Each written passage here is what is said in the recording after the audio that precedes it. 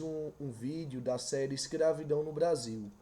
Estaremos discutindo hoje a parte 3 dessa temática, que se refere ao transporte marítimo dos escravos até a América, e mais especificamente ao Brasil. Existem dois pontos aqui, pessoal, que são válidos destacarmos. O primeiro deles é que não existia uma quantidade específica de negros que poderiam ser embarcados dentro dos navios negreiros.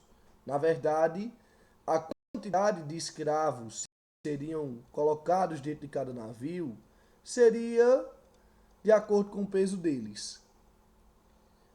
Dado essa circunstância, era comum os traficantes de negros, os escravocratas, preferirem escravizar adolescentes do que pessoas adultas. Isso se dava em boa parte por conta do peso deles. Às vezes o peso de um adulto equivalia ao peso de dois adolescentes, então se dava preferência à quantidade e não necessariamente à idade.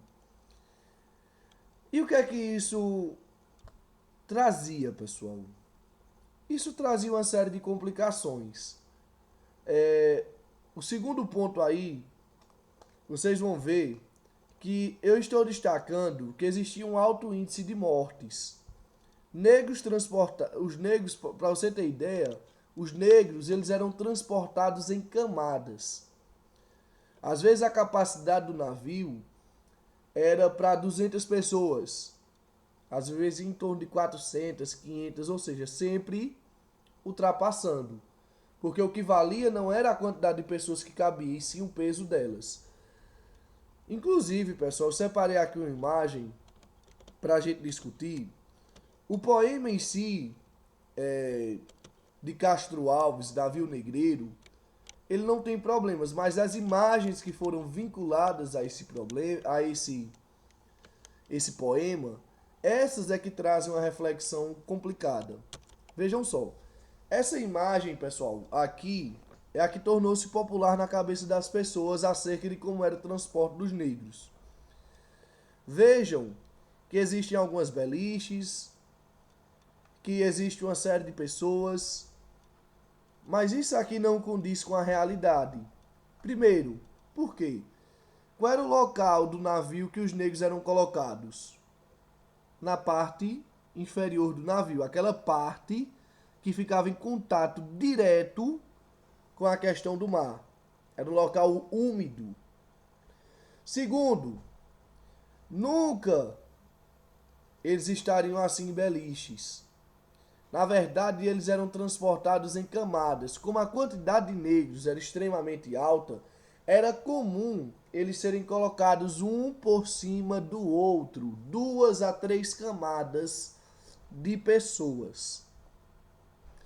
Sentiu vontade de fazer suas necessidades fisiológicas, urinar, defecar, onde elas eram feitas? No ambiente onde estavam, às vezes em cima de outros escravos. A alimentação era extremamente precária também. Para você ter uma ideia, como a água doce era um bem escasso durante a travessia do Atlântico, eles racionavam essa água doce. Na verdade, o escravo ele bebia meio copo de água a cada 3 dias e um pouco de farinha, uma cuia. Ou seja, essa alimentação era a cada 3 dias, o que aumentava ainda mais as precariedades relacionadas aos escravos. Não tinha higiene, estavam em um ambiente úmido e, para completar, com uma péssima alimentação.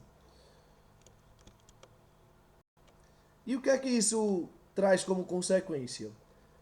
Estima-se, os dados que foram levantados por diversos historiadores, entre eles a gente pode citar Gilberto Freire, no livro Os Negros dos Anúncios de Jornais do século XIX, ele relata que de cada 10 negros embarcados, apenas 3 ou 4 sobreviviam ao transporte marítimo e ao primeiro ano de vida na América. Uma outra dúvida, pessoal, é o que acontecia se um negro adoecesse? Simplesmente ele era levado para a parte de cima do navio. Colocavam uma bola de ferro algemada aos pés deles e lançavam ele sobre os mares.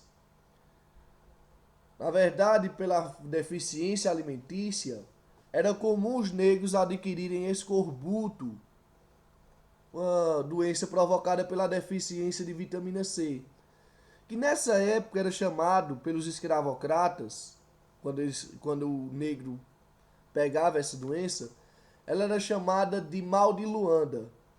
E acreditava-se que esse mal de Luanda, ele era transmitido para outras pessoas que tivessem convívio com aquele negro. Então ele era descartado. Ou seja, estava doente, acorrentado em bolas de ferro extremamente pesadas, sem nenhuma condição de nadar. E mesmo que ele conseguisse, ele teria que atravessar praticamente todo o Atlântico voltando ou o Atlântico indo até a América. De todo jeito era óbito. Na verdade, pessoal, todo escravo era considerado uma mercadoria. Eu disse a vocês que de cada 10 negros embarcados, apenas 3 ou 4 sobreviviam.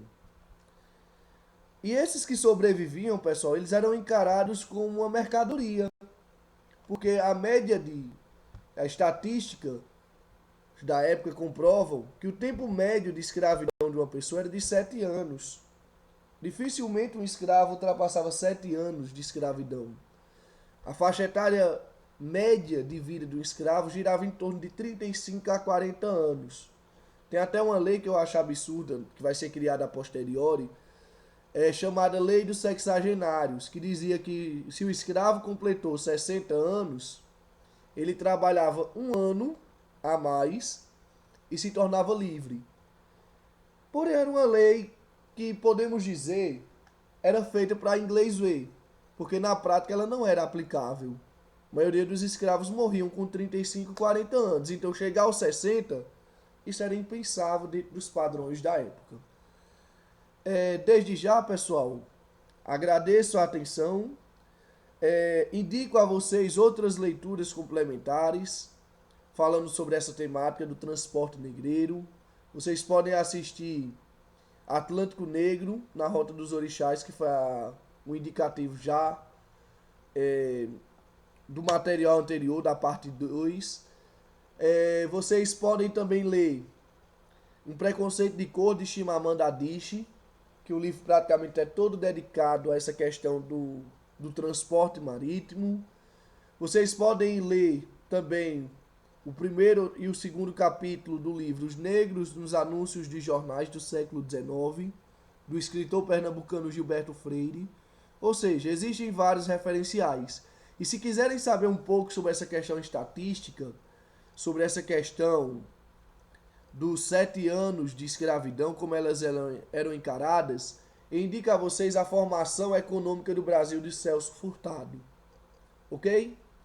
Desde já, bons estudos.